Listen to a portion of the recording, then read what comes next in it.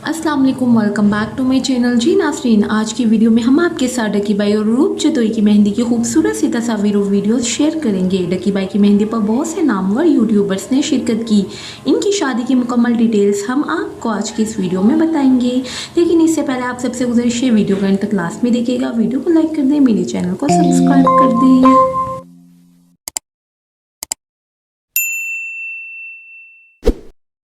जैसा कि आप सब जानते हैं कि मरूफ यूट्यूबर्स डकी बाई की कल मेहंदी थी। मेहंदी का फंक्शन फार्म हाउस में किया गया। दोनों ने मेहंदी पर येलो कलर के खूबसूरत सी ड्रेसेस वेयर किए थे। डकी ने येलो कलर की कमीज शलवार और कोट पहन रखा था और अरूप चितोई भी येलो कलर के ड्रेस में देखी गई और माशाल्लाह से ये दोनों कपल बेहद हसीन लग रहे थे। इस शादी पर दोनों को बहुत खुश देखा गया। मेहंदी का मुकम्मल थीम भी इनके ड्रेसेस के मुताबिक येलो ही रखा गया। जी व्यूवर्स, आपको बताते चले कि इनकी शादी पर बहुत से नामवर यूट्यूबर्स ने शिरकत की। आपको हमारी आज की वीडियो कैसी लगी कमेंट सेक्शन में अपनी राय का इज़हार ज़रूर दें। अल्लाह हाफिज़। Anywhere you go, anywhere you go, you belong.